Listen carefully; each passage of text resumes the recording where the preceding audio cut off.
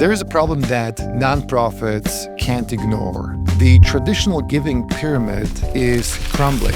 The count of individual donors is declining, as reported by the latest Giving USA report. And older donors are aging out. Younger donors don't seem to be filling the gap fast enough. And a volatile economy is squeezing nonprofits from all sides. This is Giving Growth, the podcast where we talk to leaders who are reshaping the non-for-profit world and tackling these challenges head-on. Sign up for the Giving Growth weekly newsletter by going to delvedeeper.com podcast and get one idea worth sitting with every week.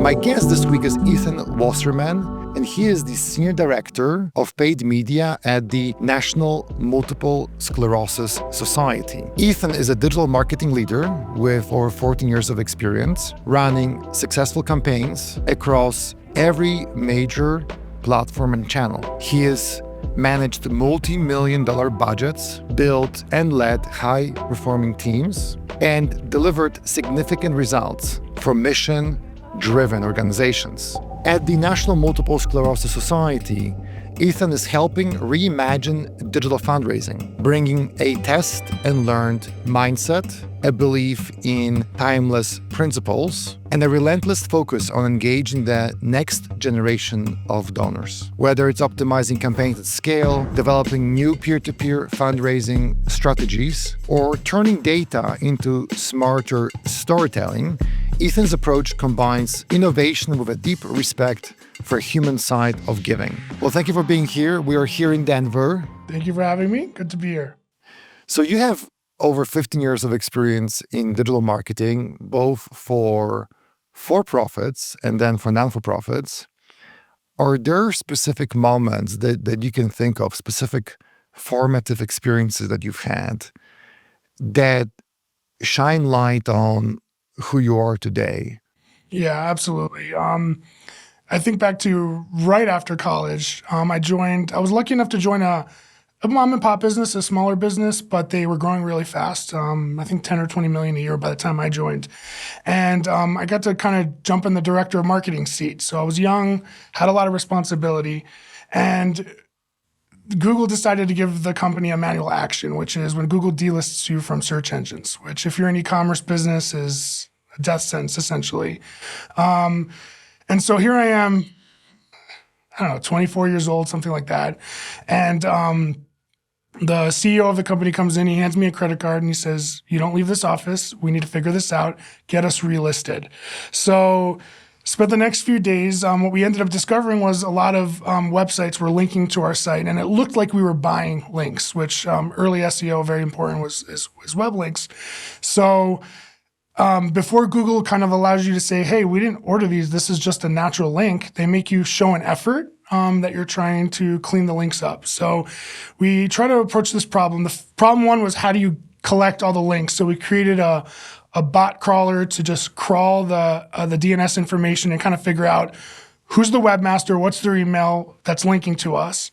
And then we were thinking, well, how do we reach them in a way that's interest? What I learned early on was the first thing they say is, well, my link removal fee is $15. So it's kind of like an early wild, wild west where they'd link to you, you'd get penalized, and then you have to pay $15, which one in of itself not a problem, but when you're talking 20,000 links, it's expensive. So we tried to be creative about it, and we made this graphic, and we said, "Arg, webmaster, you're making the seas stormy for us." And we tried to be funny about it, and a lot of them responded, "I'm going to waive my fee because you made a good laugh."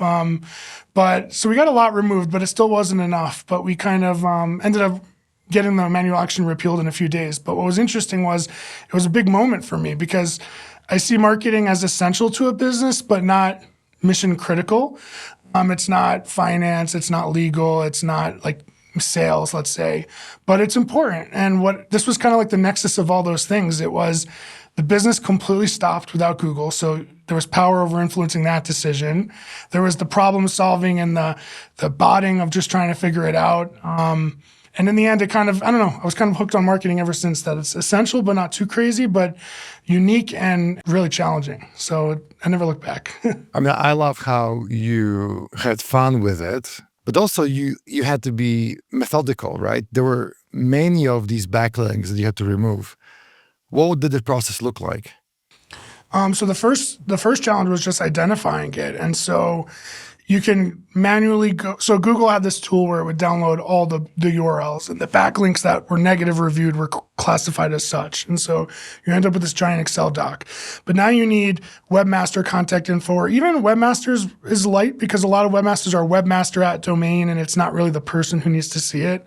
And so the first thing was creating a bot. So I had this really good Selenium coder, I want to say, and he just made sure that it would enter the domain, pull the info, and export it in Excel. So step one was just identifying who we needed to reach out.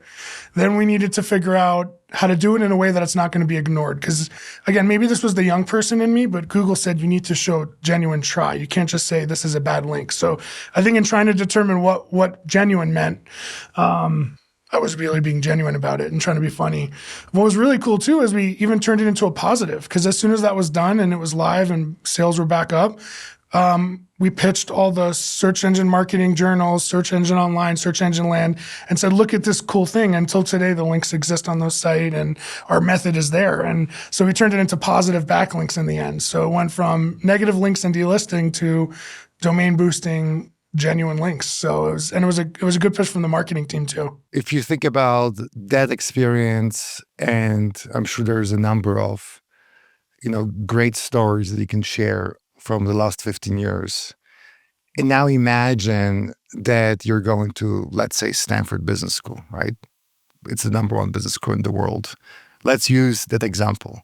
And you're a professor at Stanford Business School teaching a course on digital marketing. What would be 3 modules that you would want to teach, and why those 3 modules? Yeah, it's a very good question because it's hard to distill it down to 3. 2 seemed obvious to me. So one is how to collect and analyze data. What does data tell you? So just getting your hands wet and familiar with what is data, how can you use data. It's a word we throw around, but it just means information. So how do you take the information of who you're trying to reach, what your business is doing, what your campaigns are doing, and turn that into something actionable? So I think that's a critical skill. It's really a skill that's only best learned doing it. So maybe it's more of one of those hands-on clinical modules where you're, I kind of remember when I was in business school, I remember you had like this fake stock portfolio where it was fake money, but you'd get to play the stock market. And I remember learning a lot from that. So similarly, maybe there's a version of that in like some Google Planner tool or something out there. So I think hands-on with data is number 1. Number 2 is experiment creation, maybe. Maybe it's like the scientific method. I'm not as formal in it now as I was years ago, but I think understanding how to try to control an experiment so you can learn from it. So setting up your experiment. What are you measuring? Controlling as many variables as you can so that the thing that's affected is from the thing you're changing. So you can try to understand it that way. So some basic experiment design. I mean, this is an intro course, so it doesn't have to be too crazy. But I think just understanding that that's important. If you're testing too many things at the same moment, you don't really know what drove the result. So at the same time, I don't think it needs to be one-to-one. So I think understanding that. And the third one's a little cheesy, but I really think like a communication course, or I don't know if it's how to communicate, how to write, how to talk, but marketing is one of those topics, especially digital marketing and especially performance marketing. When you start going there, it's really a data-driven exercise, and eyes instantly glaze over when you start talking ROAS, CPAs, conversion rate, whatever CTRs. it is. CTRs. And short of explaining every single time what the acronym you're using is, communication is huge. And so some of the best things I've done are so simple. Following up after a conversation with notes. Maybe I'm a reading learner. I'm not a visual learner. I need to read it. Best way is to write it. So if you're someone like that, notes are important. Following up with like key takeaways. Using visuals. This is maybe where AI is really helpful in creating really nice visuals without being a creative person. I'm not a creative person, but I can throw something in ChatGPT and say, hey, make a little chart of this for me. And so I think being an effective communicator is, especially in nonprofit, critical. I say especially in nonprofit because in my experience, there's less technically savvy, technically experienced people. And so you even more so have to explain your point of view and help move them along to where you're going. And so communication is almost as important as the data aspect of it. So I'm super curious, actually, if you were to pick those three, better communication skills, better data skills, and experimentation, if you were advising someone on just pick one of those three as a successful character trait or skill to have, what would you choose out of communication, data, and experiment? Which one really stands out the most? It's a tough question. It's 50-50 between data or communication, because communication serves you in a lot of places. You can only pick one. I'd have to go data. For me, data, an interest in information and an interest in what something means, it just has so many benefits. It's not just in your work. It's how you learn as an individual. It's how you approach relationships in your life. I think it just comes from an innate curiosity of why something is. And without that, I don't even know what I would do. So I want to shift gears to what's happening with the industry right now. And I think that you have a very valid perspective because you have come from a for-profit world and now you're working for a charity. And I think that's beneficial because you probably see things slightly differently than someone who has been in the vertical their whole career. And the thing that everyone talks about right now is the fact that, the donor purse shrinking, yet giving is actually kind of increasing in terms of dollars because older donors are giving more, but younger donors are giving less. And that obviously is also a simplification of what's really happening. What do you think is going on with the industry high level? Do you think that these changes in count of donors are driven by the fact that younger populations just aren't that interested in giving? Is it a trust issue? Is it simply because there's so much fight for attention, charities are struggling to win that fight? Or is it something altogether? What are you seeing as the major shift and major drivers behind those shifts in the industry? Yeah. It's a very good question, and it's certainly, I feel like, the question of the year. My opinion, I don't have data to back it up. It's just from testing I've done and from experiences I've had. But in my opinion, what we're experiencing is not a generational shift or not a persona or personality shift, but more, I think, the younger demographics for sure, but just society in general is more aware. There's more data, there's more social, there's just more things giving you information. And I think people are just more acutely aware of like the behind the scenes aspects of businesses. So I think what we're seeing is a requirement to deliver value. And it's not just, I find it fascinating that the end of Q4, like the last 3 months of the year, are huge fundraising times. And I've honestly thought about why. And I think it can be rooted a little bit in like religion, a little bit in habit, a little bit in it's the time of year where we're all getting these things and being with family. And so you're forced to be thoughtful. But I see it really as sort of like a historical time. It's I don't know, I think of my parents, like they always gave that time of year because it's just the spirit of the season. And so I think what we're seeing now though is you're not given by these more, maybe the word I would use is traditional, but more of these milestones, these traditional, I'm giving now because it's expected of me or because it's the season, and more, I want to give because I'm tied to it personally, because I believe in it, or because it's actually doing something. I think like the modern consumer is more concerned with, am I giving it to an org that's fiscally responsible? Am I giving it to an org that is efficient and they're not just wasting money where $1 here where let's just say 90 cents goes to the cause or here where 50 cents. I'm not saying that they think of it so mathematically, but I think there's just hyper alertness to the social aspects of giving and the organizations that can tie the giving to that feeling and that effect, I think are going to be more successful. And so what you're really going to is more of like an experiential based giving. You're not giving because it's tax season. You're not giving because it's the holidays. You're giving because you're helping a mission. You're doing X, Y, and Z.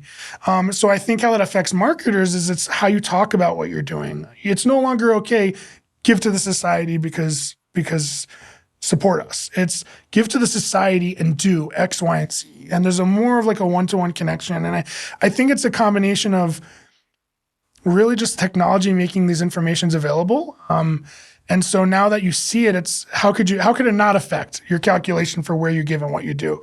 I don't think young people don't want to give. I think young people want to give where it helps them, affects them, but also makes them feel good, not in a selfish way, but that it's actually doing what the funds are said to be doing, or you're thinking about it. And so the storytelling becomes a part of that. I'm especially curious about your point of view on this question, because in the world of charities, I would judge you to be a young person, relatively speaking. And I think that there are a number of people like you who are in their 30s, early 40s, who would be considered relatively young in the industry.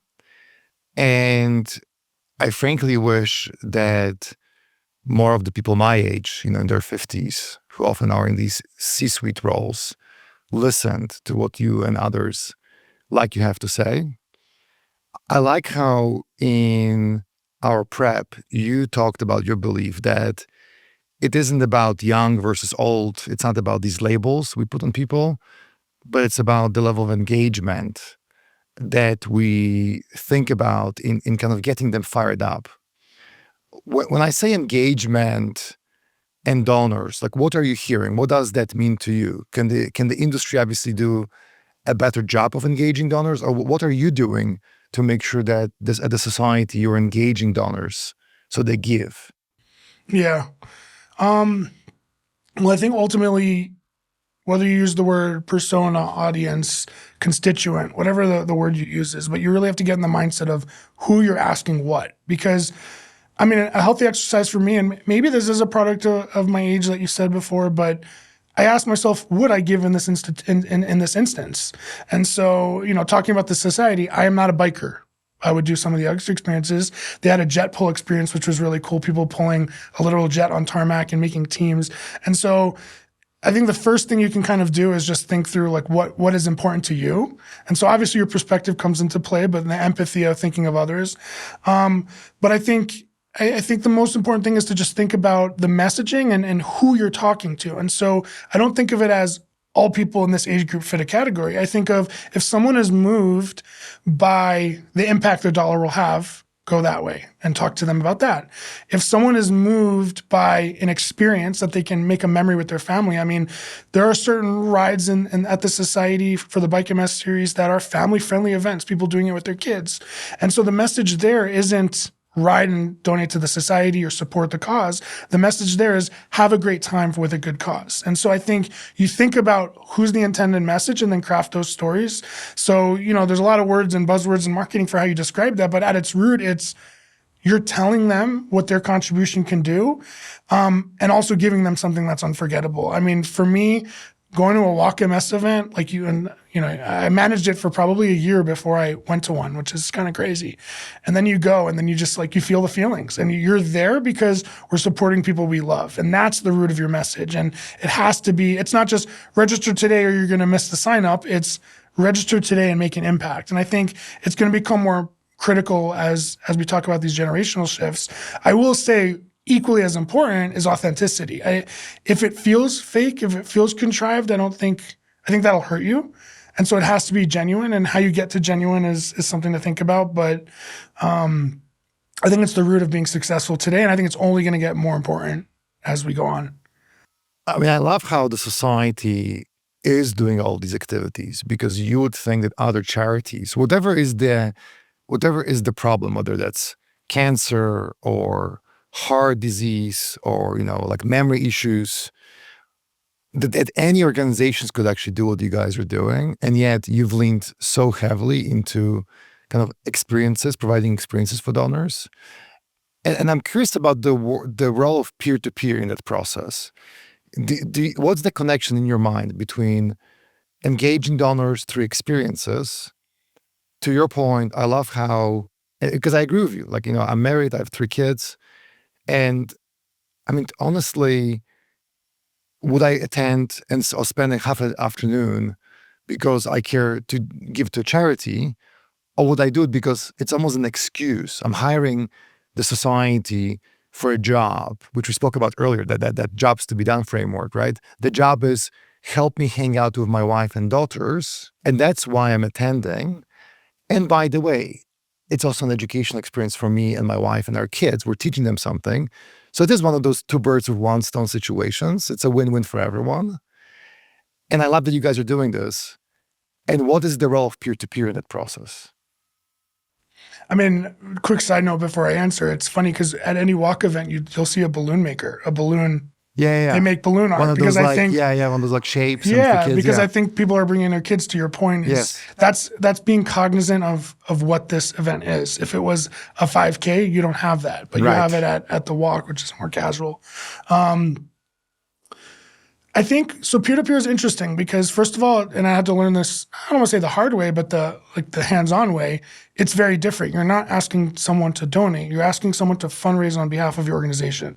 So already you're talking about the more involved constituent. It's not someone who's going to give once or go to an event. It's a big ask. And when you talk about bike and other things, I mean, some of the routes are 50, 75, 150 miles. And so, there are entry-level routes in all cases, but it also is something that's not just, you don't decide tomorrow you're going to just do this necessarily. I wouldn't. So there's a little bit of a training period. I would think twice about that. For sure. So I think, number one, you're already dealing with because someone's willing to fundraise on your behalf with your group, I think that's already a level of commitment. I think it's also important because the messaging from a marketing perspective is very different. It's not just join us. It's join us and work on our behalf to an extent. That said, there's also ways around that if that's not the audience you're reaching. I think bike's a great example. This already was really mostly baked by the time I joined the society, but I joined on the tail end of the reimagining of the Bike MS New York City event. And the sort of challenge we were facing when we started was young people don't participate, number one. And number two, the fundraising is a hurdle in New York for whatever reason, just that event versus others. And so we sort of reimagined what the event could be, and messaging, video, ads, everything sort of changed around. Instead of the traditional Bike MS angle, which works in a lot of places, it was see New York like you've never seen it before. The FDR is closed, ride up, it's an experience. And then we didn't go this far, but we've talked about even just saying, instead of doing a fundraising minimum, just saying $3.99 for the day, and it comes with the bike and the this and the that. And so really angling it not towards a fundraising event, but towards a chance to see New York in a way. I mean, when is the FDR closed? I lived there for 6 years. It's never closed. 3-4 events a year, I don't know. And so now you've shifted it to the younger audience where it's an experience. And I have to say, the second most successful group from a registration perspective that year was the 18 to 29, which was awesome. They didn't fundraise as much, so that's a different challenge. It's, okay, so they're registering. So now if we want to fundraise more, how do we do that? But at the end of the day, the challenge that young people don't participate in bike wasn't really true. By talking about it in an experiential way, and a once-in-a-lifetime chance, and riding with your peers, getting the support, and just being in New York without getting, I think the ad had, don't get a ticket, don't get honked at, don't get hit by a car, just relax and ride. And that spoke. And so I think if you have the luxury, or certainly for your bigger events, to really think about how you can talk about it in such a way and shift your audience. I love that example, and thanks for sharing it, because I talk to many charities, tens of charities every year, and I wish more of them lean into that example. So if you like what Ethan spoke about, reach out to Ethan Wasserman at the National Multiple Sclerosis Society. I'm sure he can share those examples with you. I do want to shift to something that you shared with me during the pre-interview. And you talked about timeless principles. And one of those principles is one of the 3 things that you said you will teach at Stanford Business School, which is experimentation. And I have a question about failure. In my experience, failure is a lesson. It also bites you, in the butt a little bit when it happens, right? But my judgment of the sector is that it's a little risk averse. I wish it moved faster, and I wish it failed faster and learn from those failures. What's your take on failure, and why is it important in experimentation? Yeah, I mean, you really can't be failure averse. And I understand the why. In my assessment, especially, the society's been around 80 plus years. And so I think you're fighting, number one, just the longevity of the org and how it's been done. So I think, and that's true for any org, it's not unique to the society or anywhere really, but I think nonprofit maybe has a little bit more, where you have these longer legacies and sort of this reputation to uphold, and this very rightful concern about the legacy. So I think you're fighting that. You're also, in general, in my experience, nonprofit is not as technologically advanced as like a for-profit or something, where clients are coming to you and saying, I want the new thing. How do we do this? So I think you're fighting through those things a little bit. But if you can get kind of past those, I think the biggest hurdle is risk adverse. And I understand why also you're dealing with donor funds. And so you don't want to go to a donor and say, oh, we tried this and it failed. But I also don't think it needs to be failing in such a fashion that you're like really wasting. I think it's a mentality and approach to how am I going to learn from everything that I do. I'm setting up experiments with even the smallest of things. Even it's as simple as changing this line in it or changing the CTA from like maybe sign up or register now to join us, little things like that. It could be color. I'll never forget one year, this was actually at the same company I was talking about with the diamonds. We were trying to figure out what color is the best CTA. And we tried like 8 different colors. And ironically, the Society Orange was the winner and highest CTA when we did that test. But I think it's more of like an approach to trying to learn from everything that you're doing. Recording it is huge and probably the hardest part. I've been at orgs where we've built wikis. I've been at orgs where we have a Word doc that's 80 pages long. At the Society, it lives within Asana, a tool we use, but it's hard to have the learnings accessible for future iterations. That's probably the hardest part, not actually the experiment. But you can't be failure averse, because if you're going to be avoiding failure, you're not going to try those little things. But again, you set your parameters and be responsible. So an example might be if you're trying to reach people who are newly diagnosed with MS or potentially newly diagnosed with MS, and we're trying to showcase the experts we have available for free or the webinars or the checklists we can have to just kind of help you on your journey, we might want to test multiple audiences. And so it might be audiences available on the platforms. It might be based off what people search. But again, if you're afraid to try something new and risk spending a little bit of money trying to find it, it might be difficult. But if you're open to saying, we're not wasting, we're trying to find the best audience for this. And then when you find the right audience, I like to say fuel on the fire.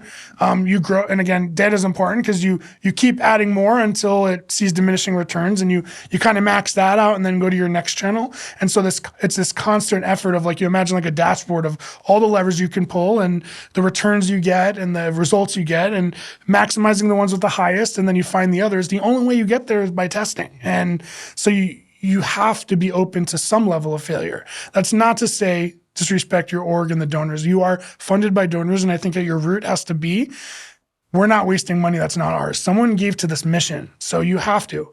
But if you're doing it in the effort to find people who need the resources you offer, it gives you a little bit more of a drive and like an effort to do it, I think. And is there a methodology or an approach, like, again, back to Stanford, you're teaching this class about experimentation, you're sharing the fact that failure or lessons are, and by the way, I think we all learn from failure, right? It's hard to learn sometimes from success. I find in my life that failure is where I actually listened to the universe telling me something. And I think that's kind of happens with all of us. But you shared your perspective on failure and why it's important.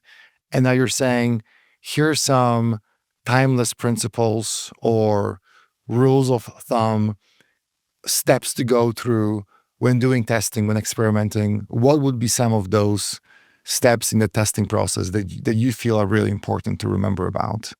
Yeah, so if I was teaching that course, I would brush up on scientific design. It's been a minute, and I think it does need to be rigorous, and it needs to be sort of in your understanding, like the key fundamentals. But I'd start with, very simply, first of all, and this is easy, but it's not easy. It sounds basic, but it's not easy. What are you testing? What are you trying to learn? That's like number one. Number two are, what are the variables you're manipulating to test that? And I think the hardest thing to do is to limit it and not do too much, because this has happened too many times where you're trying to learn too many things and then something happens and you're not sure what drove it. Was it the change in CTA? Was it the design of the ad? Was it the audience? And so you really have to have a situation where you have like two identical things. One is your leave it like it is, it's your baseline. And then one is what you're testing, and you ultimately measure lift. I mean, one of the experiments I think of we ran recently was, of the people that searched for the term National MS Society and landed on the homepage, they land on the homepage, and there's a percentage of those people that don't donate. And the question is, can we increase that donation by changing the experience of the homepage slider. And so 50% of people got the website as it is, whatever it was in that moment, whether it was a new research that came out, some news, an event, whatever, it could be 1,000 things. And one specifically got the first homepage slider that was a donate ask and what it was going to. Haven't gotten the results yet. We're literally finding the results now. This is something we just finished in August. We were able to control everything except for that one thing on that page. It was to the same audience. It was to the same ads, everything. If you had changed too much, what really is teaching you? So I think those are like some key fundamentals, but I definitely recommend like brushing up in scientific design. I've done it in my career and it's been helpful, and maybe it's time for a brush up, but it just helps you make sure you're learning the right things, because probably the only thing worse than failure is learning the wrong thing and going down that way. Because now you're confident and you're doubling down, and you don't want to do that. So I think you do have to be careful what you learn. I like what you shared, and also I literally have this on my night like stand, which is a little like super geeky for me to share. But I have a book by Claude Hopkins that he wrote in 1932 called Scientific Advertising. And I think this just tells you that, I've been in digital for the last 25 years and I really do enjoy it. And I read this book once, and I really don't know why it's still there, probably because I just didn't move it, right? There's no other reason. But to your point, it's fascinating that over 100 years later, those principles are still relevant. Obviously, in the world of direct mail, I think if I talk to anyone who is a direct mail professional, they would talk about test controls and, to your point, holding one variable, holding everything constant except one variable. And yet in digital, we kind of outsource much of the thinking to an algorithm. And I think it's both good and bad. So I love your point. I completely agree. Like, if you're going to do anything, just change one thing, right? That's you can't go wrong with that approach. Yeah, you make a good point that it almost feels, is it archaic because it's sold? But I don't think it says that. I think it says it's like a really true fundamental. And it's kind of my argument for just general approach to paid media. There are so many platforms nowadays that can manage it for you, that can do it for you. But the risk is you become disconnected from the very thing you're expected to control. And so like one of the greatest fundamentals I preach is hands-on platform. Don't use the tool that's between you and Google. Don't use the Facebook tool that lets you like streamline it. Yes, efficiency is important and scaling is important. And maybe one person can manage 3 platforms instead of one. But when you lose that, you lose the ability to manipulate the little things that make the difference. And so when you talk fundamentals, I think that has existed this long because it's so core to what we really should be doing. Yeah. Which I think goes back to like your point about curiosity and having hypotheses, right? I mean, even there's just this idea of know your customer or know your donor. Like, of course, I can go to ChatGPT or Gemini and I can talk about National Multiple Sclerosis Society and what are some different reasons for giving. And it's going to give me probably like good ideas. Like even that actually is a great start. Just getting in the head of the donor or the customer. And I know, we both know Francesco De Flavis, right? Who I've known forever and you report to. And he talks about this a lot. And I like how he talks about they need to see the world through the eyes of the donor. Hopefully in our kind of foreseeable future, the machine still won't be able to replace us. And I think as marketers, that's where we add lots of value. And I think that's where, to your earlier point, creation of hypotheses starts with seeing the world through the eyes of the donor. And, in my career, I get stuck behind the screen so often, right? It's hard to see that. It's hard to like, get outside of the office, get outside of the spreadsheet, and think about tests and ideas.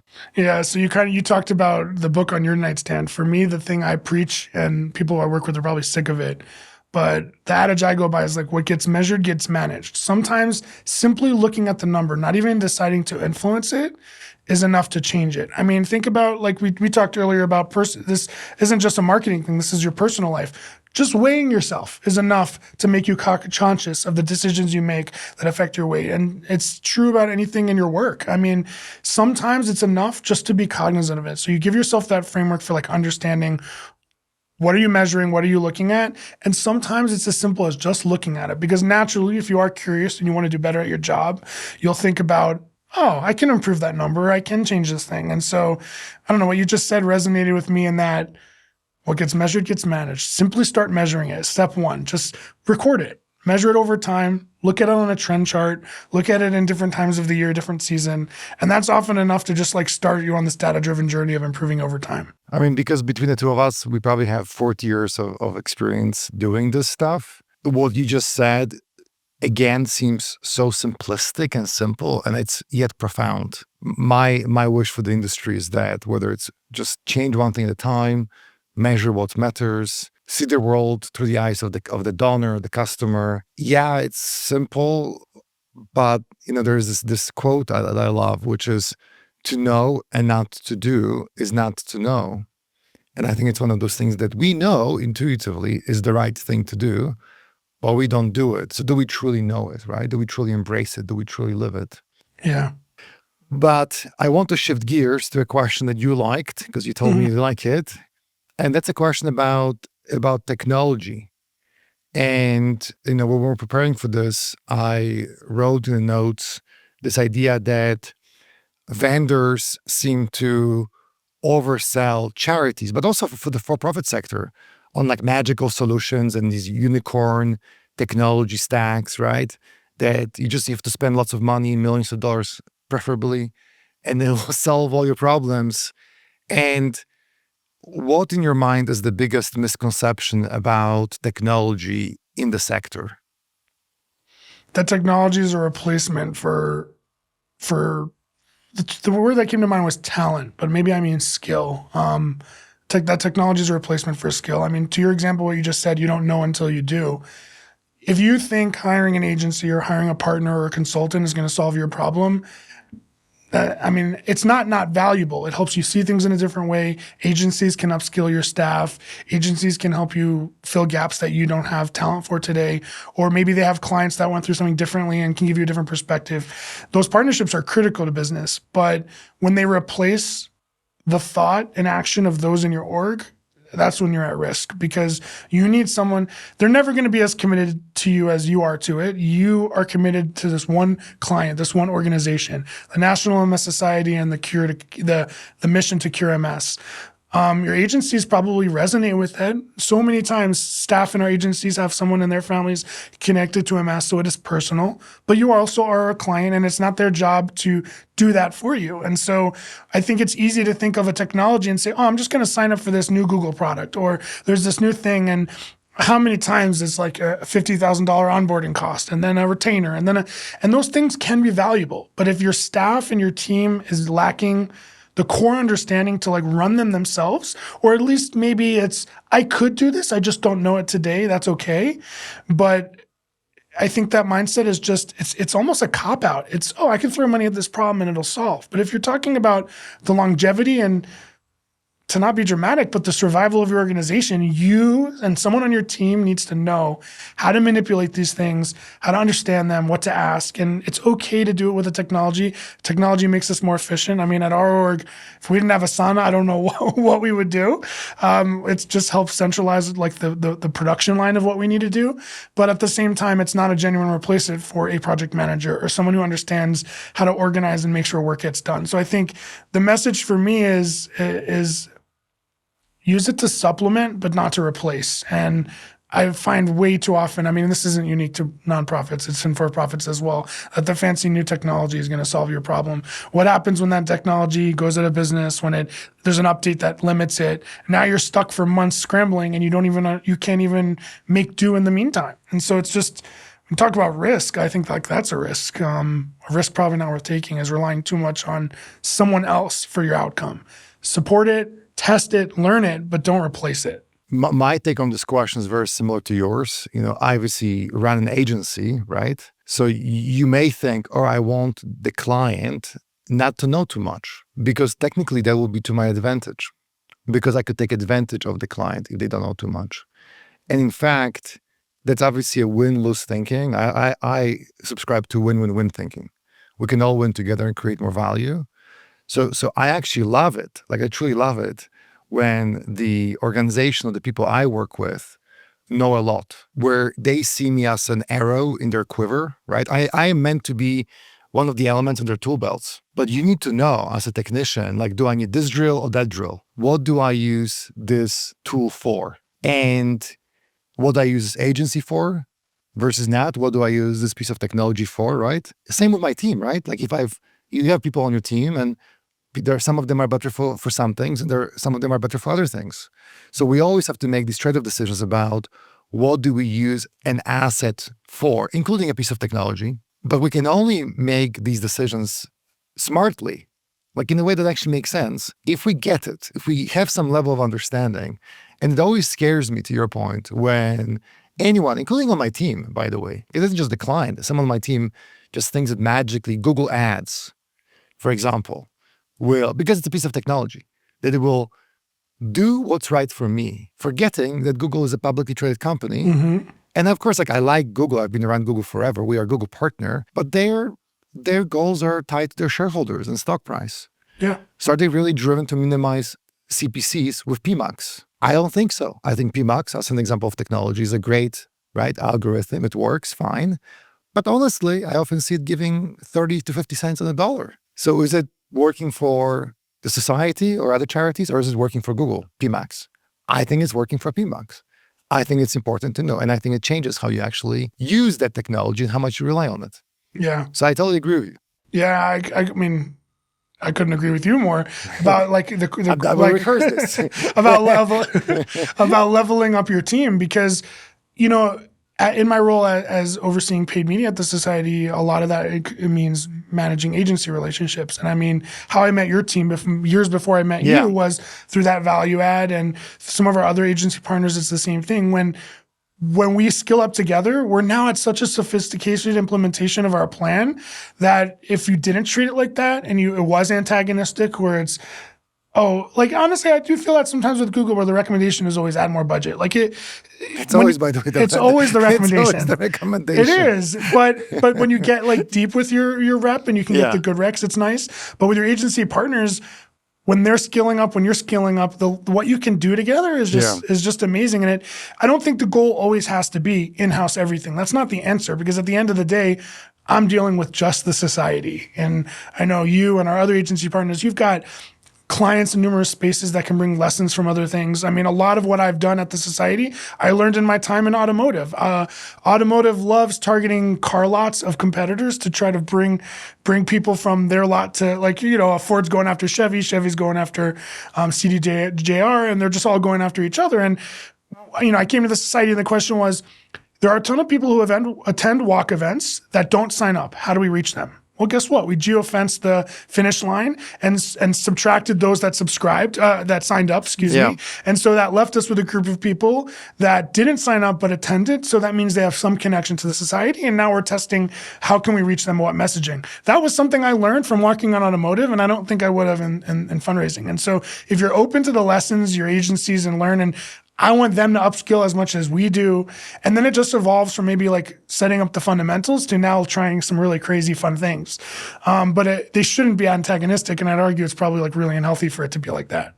Makes sense. And I want to shift gears to another question. But before I do, if you're enjoying what Ethan and I are discussing, go to delvedeeper.com/podcast and sign up for our weekly email. This goes out to a list of about 3,000 people right now, and you'll get into your inbox one idea worth sitting with every week. It takes 30 seconds to read, and I think that you'll find it quite valuable. So back to the show. Ethan, we spoke about technology, but I like how you have this quote, and I quote you. You often say, treat internal partners like clients. So treating internal partners like clients, what does this mean to you? And can you give an example of why that's important? Yeah. I mean, I would say this is maybe one of the best takeaways from our conversation today, which is interesting because it's technology-based, but this isn't. But, you know, I come from an agency background. I spent, of those 15 years, probably 12 in an agency. And so, and with an agency, you're dealing with your clients, and to an extent, the adage like clients are always right. It's not always true, but you have to certainly. It's not always true, but you have to listen. You have to listen, and you have to treat it with a certain respect. And Yes. so it's easy when you work for a business or an organization to think, oh, we're on the same team, and you kind of lose that hand-holding explanation part of it. And you sort of maybe get to a little bit like of a telling stance. So this is what we're doing, or this is what we've tested. I treat all internal partners, especially ones not in marketing, as clients. And what that means is I'm automatically hand-holding a bit, explaining. Like one of the best things that served me when I had clients directly, and at one point I had 120 clients at one point on my desk, which was a lot of work. One of the best things I did is after every single call, just follow up with notes and just like a to-do list. So they didn't have to think about what was coming next and when it was coming. I try to do that internally as well, because if you treat them like clients, you give them a little bit more grace with like what they do and don't understand, you're more consultative and more collaborative than you are, I'm in marketing, I'm in charge of paid media, this is what I'm doing. And often you find better work. I'll never forget, my first year at the society, I didn't understand necessarily the fundraising cycle. And so I had mapped out and flight planned the whole year. And I love her. Someone on my team calling, she said, you need more budget in December. And I said, what do you mean? She goes, just trust me, you need more budget in December, and here's why. And I honestly didn't understand it. I didn't have year-over-year data to really inform it, but I trusted and I listened. And it was, again, I cultivated an environment. We cultivated an environment where we were open like that. And I till today, like I feel like 2 weeks ago, we joked about it. Like I'm so thankful she did that, because if you're not budgeted, you're not going to show. And the ROAS, the return on ad spend for that month is $5, $6, $7, $8 on something that's normally 2 or 3, let's say. So it's just this season. And so had I not listened to her and gone with, no, this is my work and I know what I'm doing, I would have lost a lot of opportunity. But by cultivating a client-first mentality and working with other people, I think we got the best outcome. So it's absolutely essential. And I think in nonprofit, we're maybe a little more. That's not true. Nonprofits have it too. We're very siloed. One of the first things I did was just connect with our development partners. What are your goals? Is it our job to make events successful and make sure people get to events? Or is it our job to fundraise more money? Or is it our job to get more people on the mission? Whatever it is. And so it's working in collaboration with other teams and not necessarily dictating those terms. Switching gears to just the future, I'm always curious to understand what you think will be the major changes or shifts or headwinds that the sector should be thinking about? Or what are you thinking about in the context of the next several years to make sure that you stay as, let's say, future-proof as possible?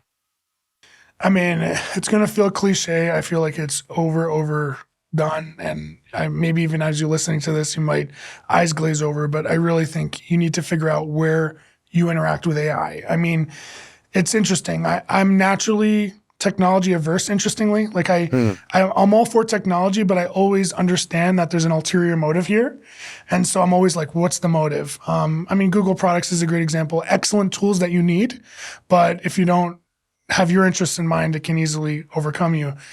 For me, it's how do you work with AI? I mean, if we lose track of how this is going to affect our teams and our workforce, I up front was really resistant to it because I expected it to be like it was in the past, where the answers were close but never not exactly right. And the more I use AI for different things, the more I realize how scary it is. When I say scary, our work is going to change if it's not already. And so I genuinely believe it's not going to, at least not yet, going to fully replace the needs for people and what we do. I mean, I just look at LinkedIn. I think of over the last year, LinkedIn went from a place where people were posting content that I loved learning from to what I feel like is an AI post central. Like it's 90% of what I see nowadays, you can tell is AI generated. And so it loses this authenticity. And I think humans, we can bring that authenticity, but you need to figure out for your org, for yourself, for your talent, what that means. And it's a scary thought. Our Google reps give us access to this thing called VO, which is like video creation. And I said to myself, this can't work. And I played with the tool and oh my gosh, it's scary what you can generate just with some prompts. But now the skill switches from a video person sitting and managing the full breadth of the video to managing and editing and doing what they do and they're creative, but also maybe supplementing their work with that. I saw this fancy post from IKEA where they used the tool and made this really good commercial. And watching the input on that prompt was think of it very differently now. The way they prompted the AI engine to give you what you wanted. So again, it's cliche, and I feel like it's so overused. I mean, if you got a penny for every time someone say to AI nowadays, but it's critical. I mean, you got to figure out where it fits. I agree with you. The one thing that I run into when I talk to charities is there is this huge desire to use tech like AI, but there is also confusion about, so what exactly am I supposed to use it for? Besides, writing a better email, right? Or having kind of a surface conversation about, I'm in this situation, what do you think I should do?